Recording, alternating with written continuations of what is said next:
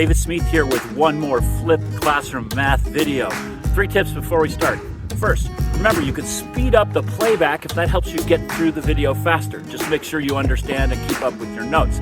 Second, you can pause the video at any time to catch up with your notes or think about the topics. Lastly, you can turn on the captions and watch my words go by on the bottom of your screen.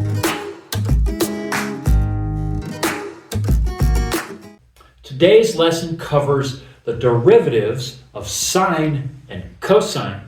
And you may have thought at one point or another while we were working through our derivatives chapter that can we take derivatives of sine and cosine? Well, of course we can. We're just looking for slopes of tangent lines. That's what the derivative tells us. So let's take a look at sine and see if we can come up with sort of a graphic, qualitative way of figuring out what the derivative of sine might be. So to orientate, here's our basic sine graph. F of x equals sine x.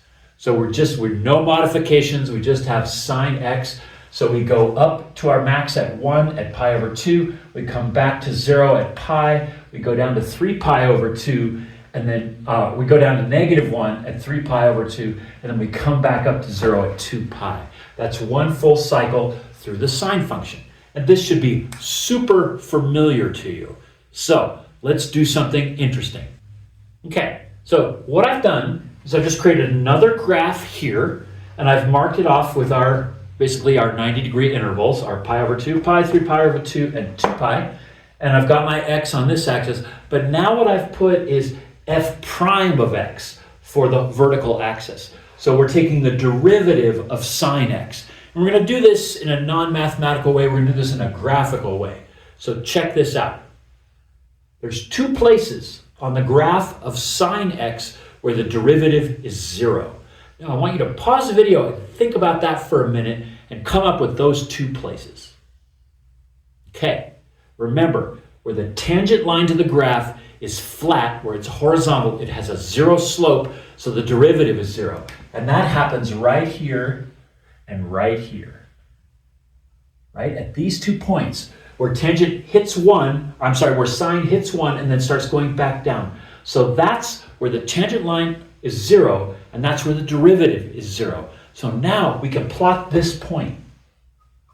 Remember, f prime of x is the graph of the slopes of the tangent lines to this curve at all these same points.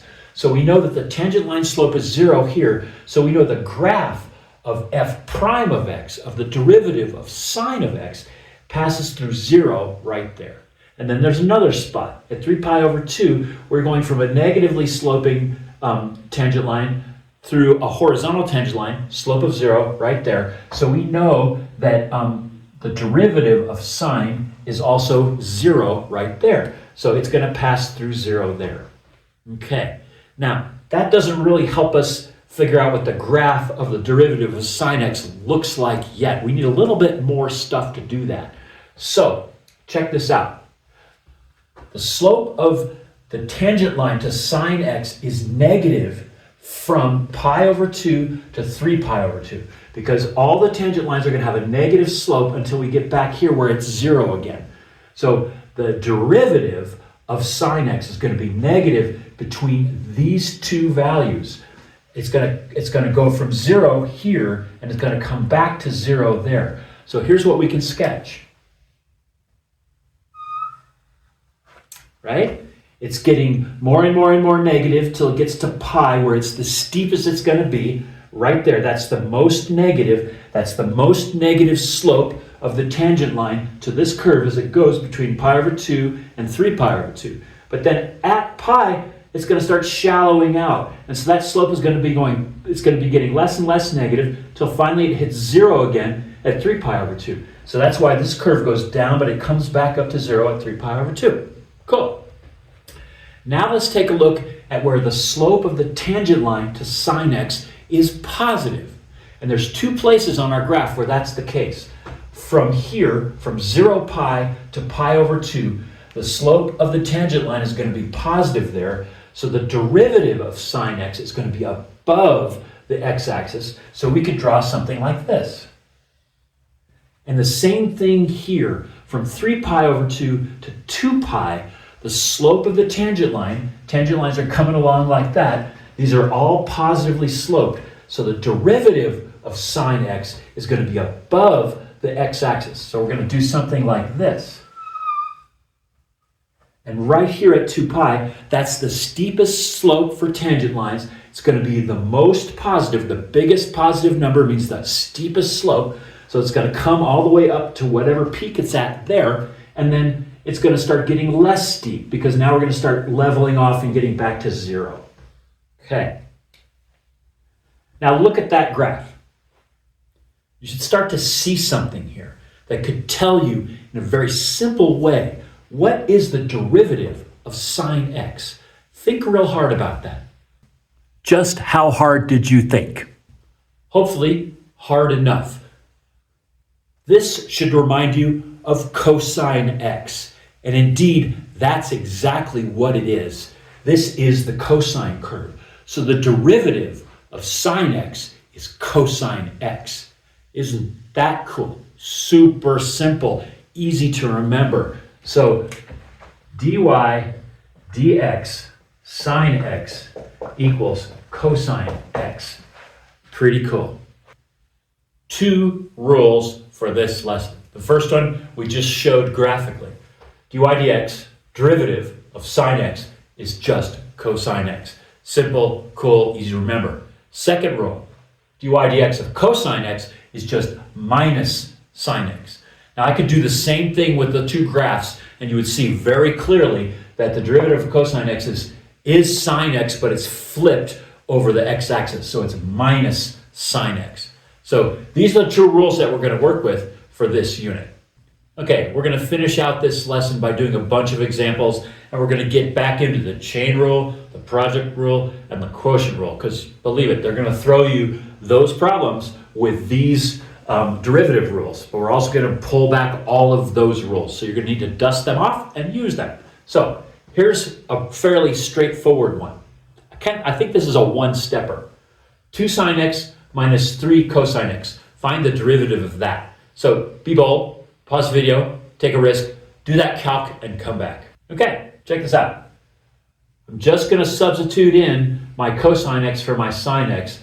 My 2 is on the outside of that, so I end up with 2 cosine x. I'm going to substitute my minus sine x in for my cosine x. I got a minus out there, so I am going to end up with 3 sine x. Super simple. Okay, let's do a slightly more complex problem. Here it is. Find the derivative of sine x cosine x. And I've kind of mapped it out a little bit for you ahead of time. So remember the rule. This is a product rule problem. We've got one function times another. We want the derivative. So what it is it's the derivative of the first times the second plus the derivative of the second times the first. And that's going to give it to us. And then I broke this down for you. You might not need to do this step every time, but I find it's useful. So I wrote my u and my u prime. So u, that's the first, that's going to be my sine x. My u prime is going to be the derivative of sine x, which is cosine x. And then my v came from here, that's my cosine x. And my v prime, the derivative, is minus sine x. So now you have everything you know to go ahead and find the derivative of that function. Now this one's interesting, right? Lots of complicated stuff. The answer is just cosine 2x, which is kind of cool. So let's see how we got there. Here's my first plugin. Here's my u prime times my v, cosine x times cosine x, boom. And then my sine x times sine x, that's my v prime times u. And this changes this to a minus because I have a minus on that one. So even though it's a plus in the formulation of the product rule, we're going to wind up with a minus on that one. So I just bumped that out and changed the plus to a minus. Now, cosine x times cosine x is cosine squared x minus sine squared x. Now, if you remember your double angle theorems, this is cosine 2x. So that's kind of a sneaky one. When I looked at this, I went, I know something about that. It's not plus. If that was plus, think a minute, what would the answer be? That would be 1. That's the Pythagorean identity. Sine squared x plus cosine squared x equals 1. That's kind of cool. Didn't quite do that for us, but we did wind up with cosine 2x. That's one of the double angle theorems. Now it's going to start to get a little more interesting. So what we have here is we have sine of the square root of x. So think for a minute, what rule are you going to use to find the derivative of f of x?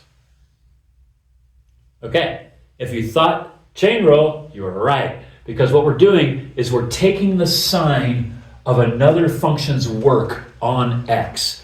So the inside function is root x, and then the outside function is sine x. So our first step in doing this is going to be to rewrite this with exponents, because that's how we take our derivatives. So watch this. This would be sine times x to the 1/2 power. So now we have our two functions. We have the inside function, which is x to the 1/2, and then we have our outside function, which is sine x. So pause the video and give the chain rule a try on this one. Okay, I did the plug-in step for you. I'm going to want to see if you can finish this. So check this out. So it's going to be the derivative of the outside times the derivative of the inside. So the derivative of the outside is just cosine x. That's sine goes to cosine. So we have cosine x, that's what's inside. And then we do the derivative of the inside, which is x to the 1/2. So that's times 1/2 x to the minus 1/2. Now this can be simplified a little bit or a lot, so go ahead and do that. Okay, this becomes cosine x over 2 root x. I'm going to take my x and bring it down. That would make it to the x to the 1/2, which is the root, which brings that in. My 2 is already on the bottom of the fraction, so that's 2x. And then of course, 2 root x, and then my cosine is just on the top. So there is the most simplified answer. Okay, here's another interesting one. Here's how it's stated. F of x is cosine squared x. So your first step here is to rewrite this in, say, a more standard form. So this was a special notation when we're squaring trigonometric functions. But really what this is cosine x squared. This means cosine x times cosine x, or cosine x squared. So now this becomes something that you can take the derivative of a little bit more easily. Another chain rule problem. So go ahead, give the video a nice fat pause and give it a shot. Okay, let's check this one out. So I just took my derivative of the outside. So I'm using my power rule. I bring my 2 down, reduce it to a 1. So that's just 2 cosine x. And then I multiply it by the derivative of the inside. Derivative of cosine x is just minus sine x. So I have 2 cosine x times minus sine x. I brought my minus on the outside, so now I have negative 2 cosine x sine x.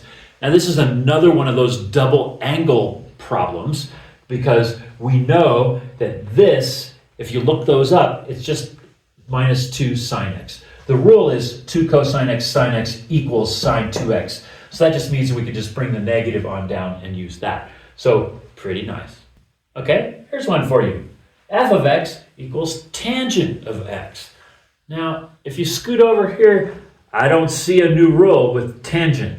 So there's a critical thinking step or a memory step right here in the beginning that's required for you to even start this problem.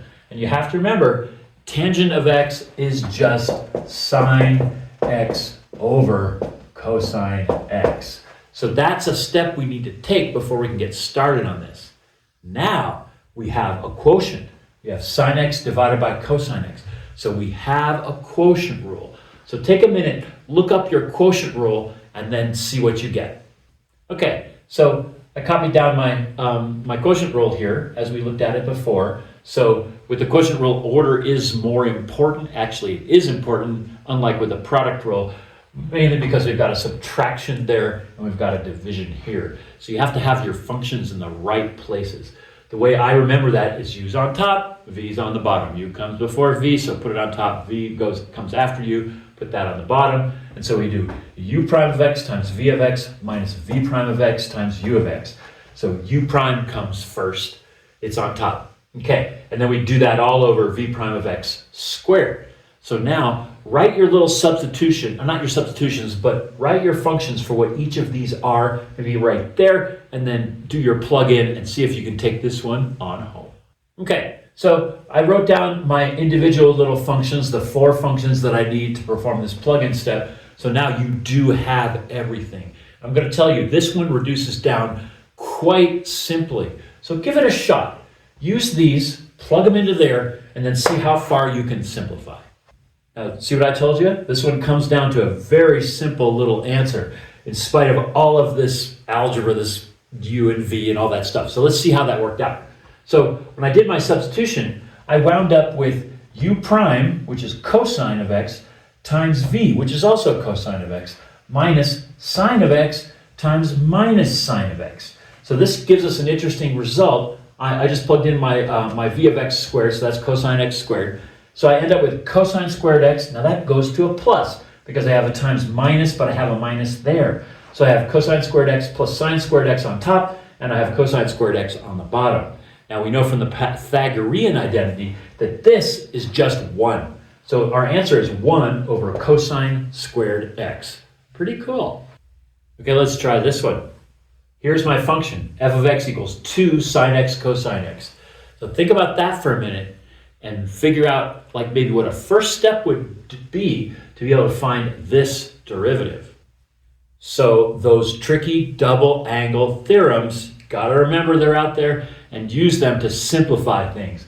So 2 sine x cosine x due to the double angle theorem is sine 2x. Now this one is a chain rule.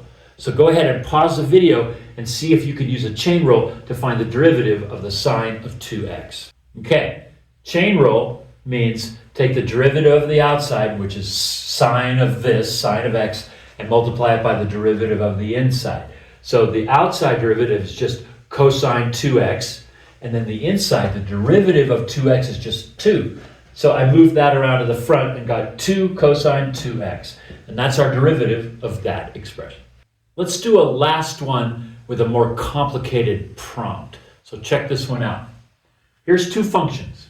F of x is 4x to the third. G of x is cosine x. Now check out this. Find dy dx, find the derivative of g of f of x. So that's a composite function.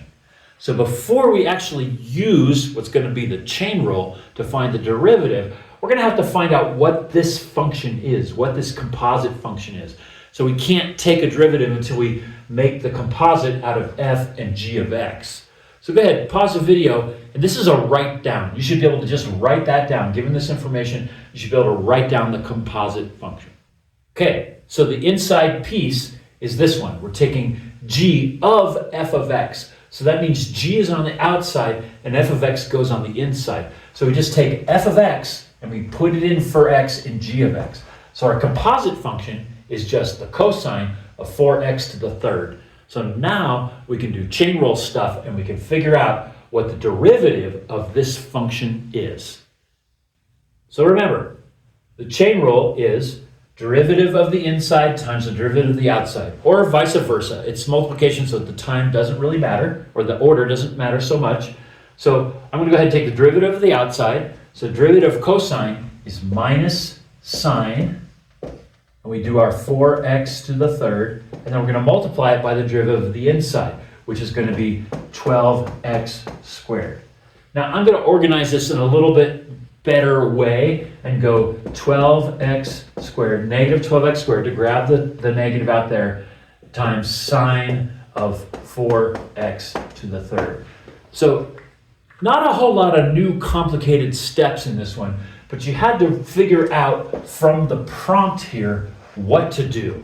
They gave you two functions and they used notation to say find the derivative of the composite function. So we had to make our composite function, put them together based on the two functions we had, and then take the derivative using chain rule, and we got to our answer.